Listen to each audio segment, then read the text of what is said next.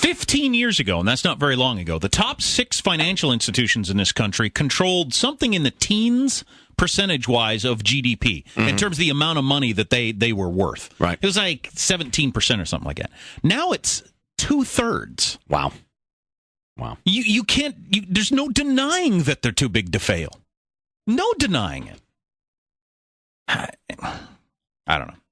I'm not an economist. I don't understand a lot of this complicated stuff, but I do understand this. You do not need to have a law to keep banks from giving home loans to people who can't afford them, unless your system is effed up.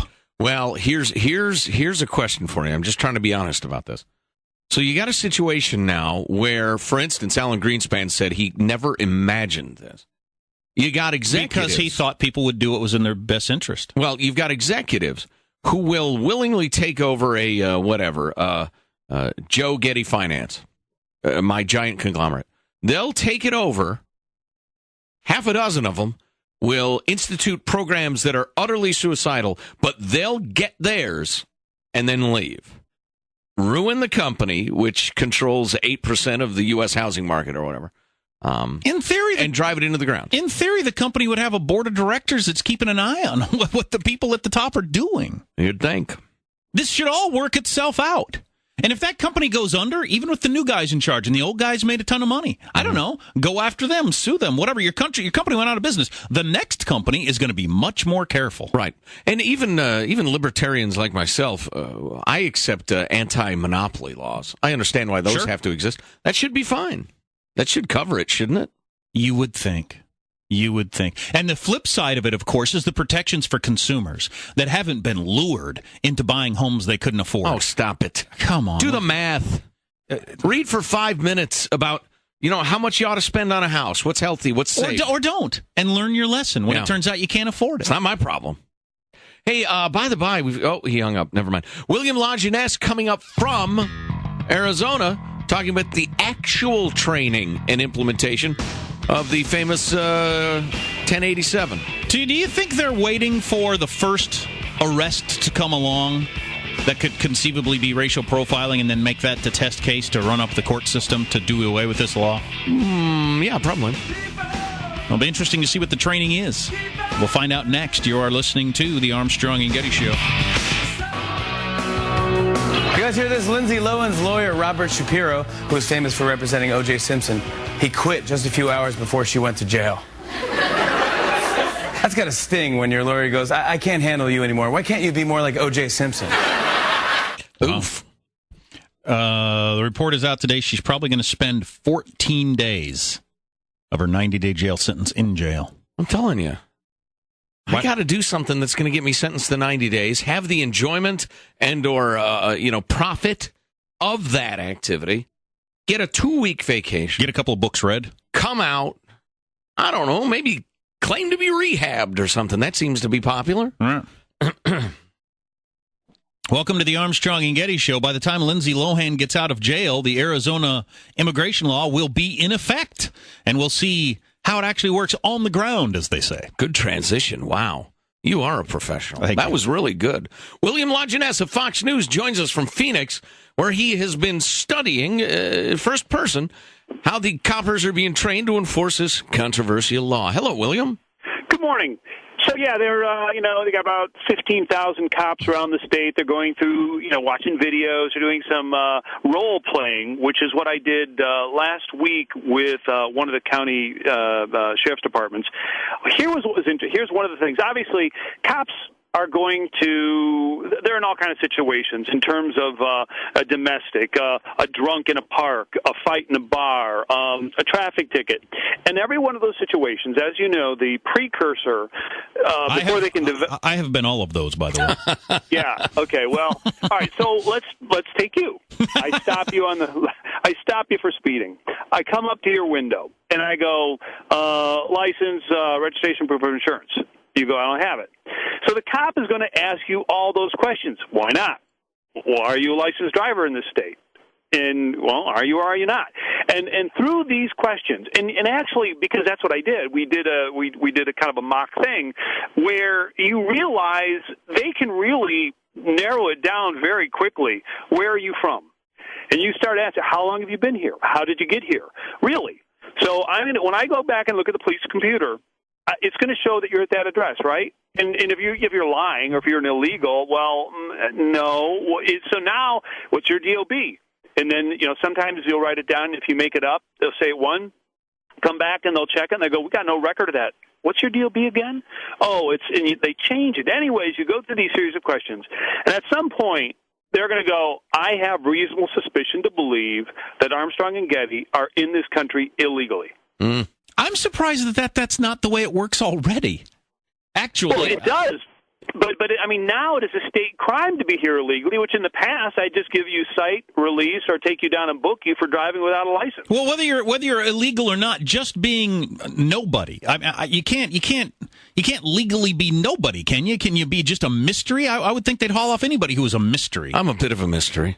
Well, no, but that's it. But see, here's the trigger. Yes, we can haul you off for being nobody, okay? You're Muhammad Atta, and you don't show up in any computers anywhere, okay?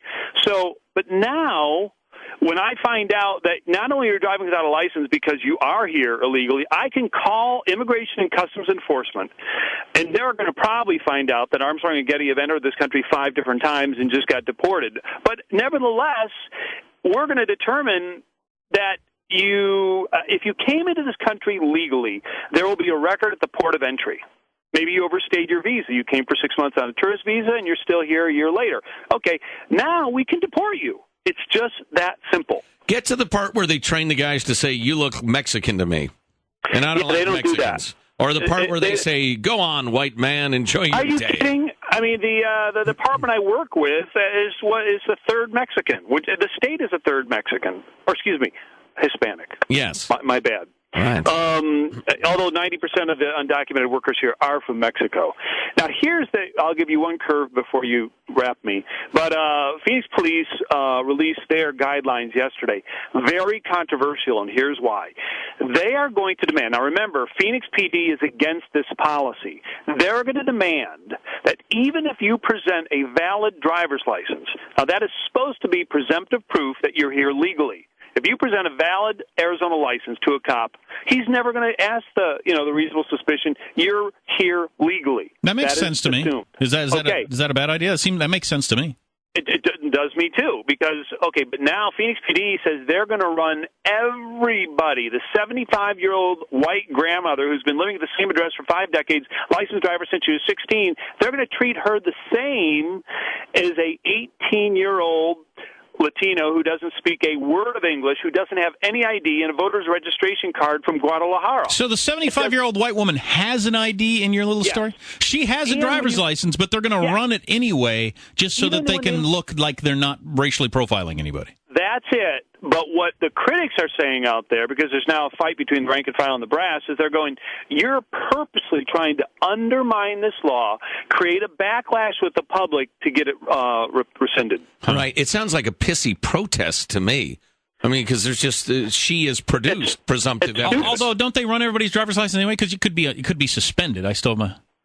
Yeah, they do. They do run it. But let's say we run it. We still show you, okay, well, you're Martha whatever. You've been living at the same address for, again, 50 years. You've been a licensed driver in the state since you were 16. Okay, your driver's license is suspended. But it doesn't mean you're here illegally. We know you're here legally because you've been a licensed driver for that long, so to speak, or else you would have shown up.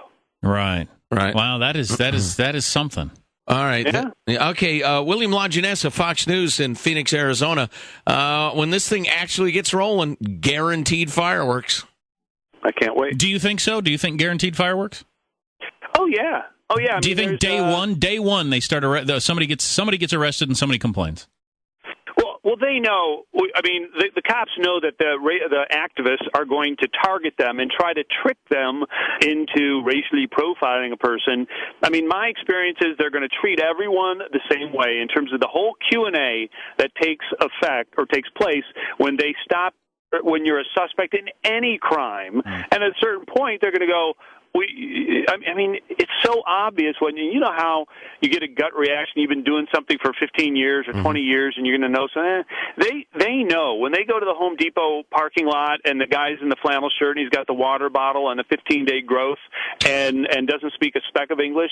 There's a really good chance you're here illegally. But if you can produce a valid license, okay, good to go. William LaJeuness, Fox News, Phoenix, Arizona. Great job as always, William. Good to talk to you.